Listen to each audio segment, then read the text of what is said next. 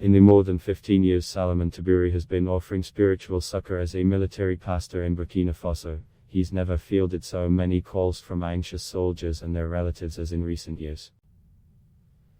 In the more than 15 years Salomon Tibiri has been offering spiritual succor as a military pastor in Burkina Faso, he's never fielded so many calls from anxious soldiers and their relatives as in recent years, when the army found itself under attack by Islamic extremist fighters.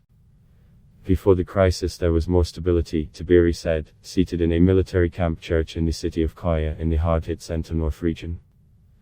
Now, the soldiers are busier, and when you approach them you feel their stress, much more stress.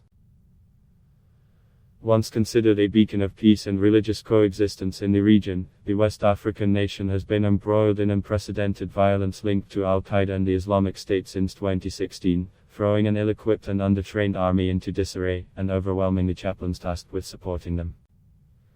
In interviews in the Centre-North and in Ouagadougou, the capital, military chaplains told the Associated Press that they are stretched thin by the unprecedented conflict and what assistance they are able to provide through phone calls and prayer services is insufficient.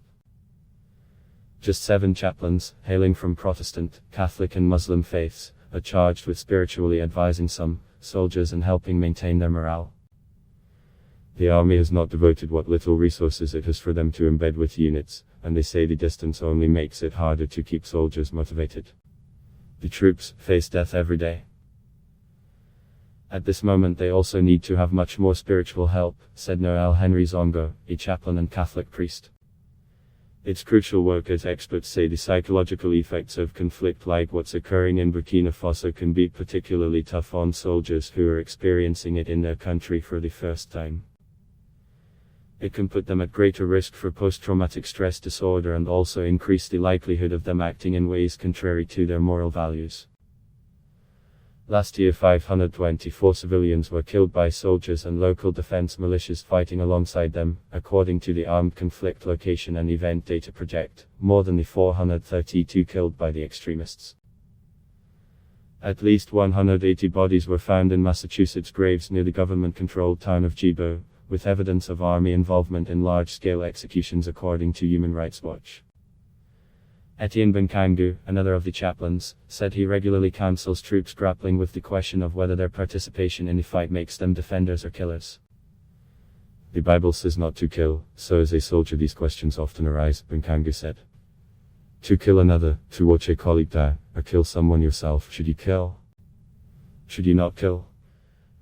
To help them reconcile that dilemma, he uses biblical examples of devout people fighting in wars, and advises that even sometimes God himself orders killing.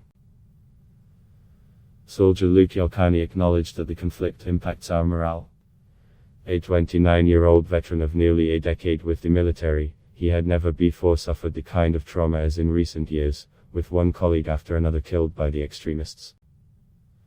After a stint in the Sahel, he turned to a military priest for help dealing with an experience from his deployment that was so traumatic he said he didn't want to go into details even 3 years later.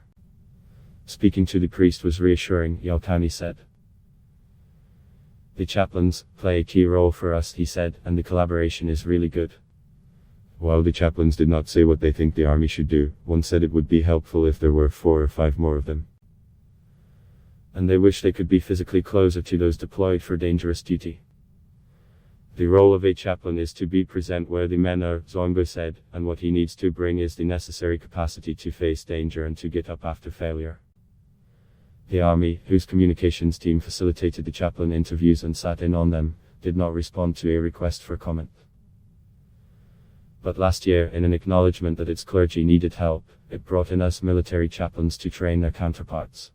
Mike Smith, lead chaplain with US Special Operations Command Africa, said the Burkina Faso chaplains had never been trained in tasks like caring for the wounded, counseling families, mourning the dead and motivating fighters. The army was seeing casualties on a regular basis, whether soldiers were being killed in attacks or wounded in attacks, Smith said. And it was tearing at the resiliency of their force, just as a whole, and it even impacted their retention. With the coronavirus pandemic also affecting operations, the US supplied the Burkina Faso chaplains with iPads that they used to record sermons and broadcast them to the front lines through messaging apps. How much they are able to lift spirits can have real consequences, with experts saying low morale in the ranks is impacting Burkina Faso's counter-terrorism strategy. Henny Nzebia, an analyst with the Armed Conflict Location and Event Data Project who specializes in the Sahel region that has been the epicenter of the violence, said it appears that volunteer militias have essentially replaced the army on the front lines as soldiers prefer to stay in their barracks. A decision last month to conduct airstrikes and use special forces rather than launch a ground offensive after a deadly ambush in the eastern part of the country is also a likely indication of greater reluctance among regular troops, he added. Despite the limited resources, soldiers said the chaplains have been a lifeline. Yampabuka Bori, 30, said one thing that keeps him going is a Bible verse his pastor shared from him from the Book of Psalms, about staying safe even as thousands around you fall. Facebook Katuk Mitalamala block test, why?